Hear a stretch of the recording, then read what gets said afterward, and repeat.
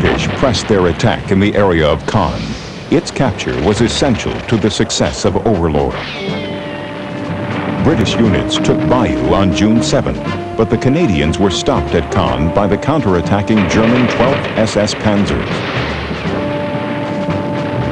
Surprisingly, most of the German tanks were obsolescent.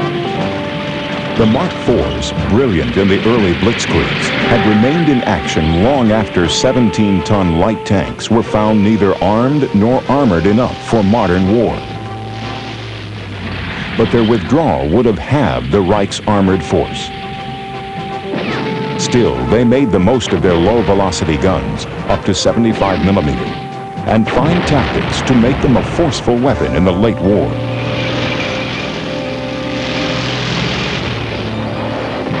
As the battered Canadians dug in to consolidate their gains, Rommel rushed fresh troops to the Caen front.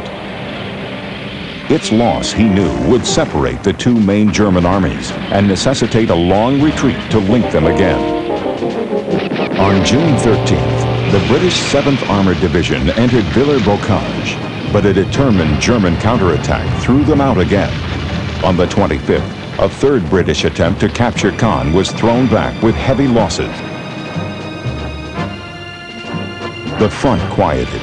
Much of Rommel's strength was now committed to containing the British and Canadian forces before Caen. After the link-up of the Omaha and Utah beachheads, American attention turned toward Cherbourg, the Cotentin Peninsula port vital to Allied supply needs, including tank fuel. House-to-house fighting raged for days as U.S. forces assaulted the city. At Cherbourg, the role of the Sherman tank as a main support to troops clearing city streets was demonstrated. The Shermans were effective at suppressing enemy fire and shielding troops advancing behind them. In a final effort to break the stalemate at Caen, General Montgomery launched Operation Goodwood with a southeast attack toward Falaise. But German intelligence learned of the plan, and the assault was stopped with the loss of 400 British tanks. Many fell victim to the German 88mm gun, whose 1933 design was of no special distinction. But the enterprising Wehrmacht learned early on that the 88's high-velocity penetrating power was even more admirably suited to destroying tanks than to its original role as an anti-aircraft weapon. It became the scourge of Allied armor. For all its successes, heavy casualties and lack of reinforcements were beginning to tell on Rommel's army. Many units were desperately under strength as German troops surrendered by the thousands. During early July, the American First Army pushed southward. On the 25th, 1 week after the fall of Saint-Lô, General Bradley kicked off Operation Cobra, an armor-led offensive aimed at cracking the German defenses. Endless tank columns rolled over the Germans from every point of the compass. Even headlong retreat failed to protect them from annihilating pincers and savage flank attacks. Soon, the Cobra breakthrough was general. The German line crumbled. On August 1st, 1944, as ragtag enemy units retreated in disarray across France, the Allied columns followed close behind, moving toward the Rhine and the heart of Germany itself. When one American commander got his chance to maneuver after the breakout at Saint-Lô, he would write his name into the history books. General George S. Patton was by any measure a difficult man. His Third Army tanks would give meaning to the concept of the 100-mile day. Eventually, Eisenhower would have to cut off Patton's gasoline to keep him from upsetting the British alliance by sweeping too far ahead of the ever-cautious Montgomery. Armored units of Patton's newly formed Third Army streaked through Avranches and turned west into the Brittany Peninsula. Before them, a jumble of German units.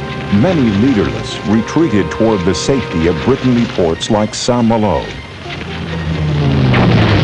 Capture of these ports was vital to Allied supply needs.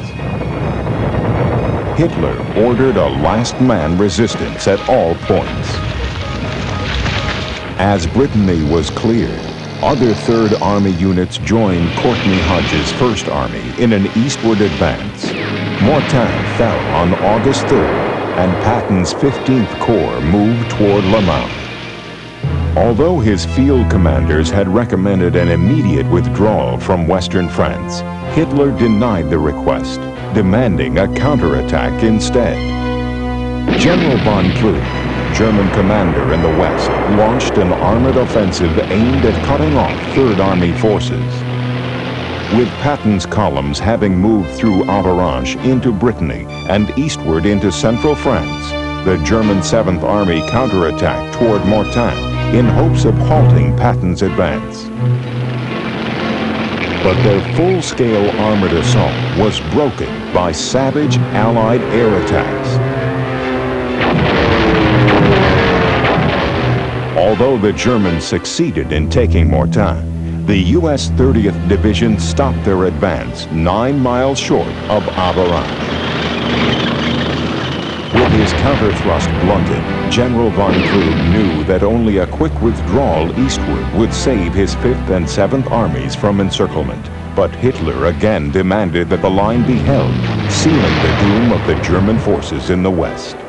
On August 7th, the Canadian Second Corps opened an offensive toward Falaise. The southeasterly attack against strong resistance was slow, but von Kluge's escape corridor was shrinking rapidly. Patton's Third Army tanks led the way in clearing the Brittany Peninsula. Nantes was taken on August 12th. After extremely hard fighting, Saint-Malo surrendered on the 17th. Brest would resist until mid-September.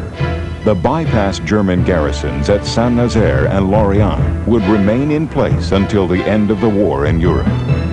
All of the Brittany ports were destroyed by the German defenders. They would be of little value to the Allied armies in the race for the Rhine. Allied armor now chased the wildly retreating enemy toward Paris. Adding to the Germans' troubles was the threat of a pincer move against the 11th Panzers by Allied troops about to land in southern France. Early on August 15, 1944, ships of Operation Anvil began another approach to the Rhine from the south. Allied planes riddled the landing beaches for 2 long hours before the general assault. The naval barrage began.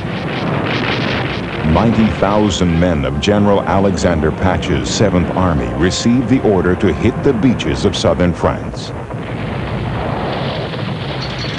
Within hours, they were more than 8 miles inland. Virtually every vehicle of Anvil's spearheading armor had landed safely. They were followed by U.S. infantry, moving to the north, where other American armored units were far busier.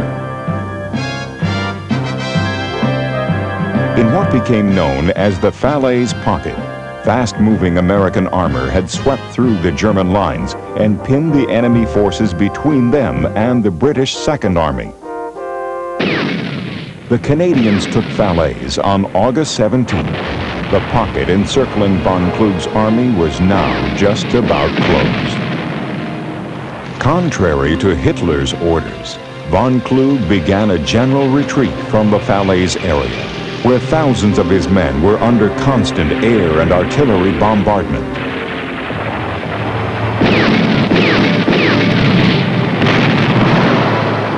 An enraged Hitler ordered the German commander to return to Berlin. Von Kluge chose suicide rather than face the wrath of his Führer.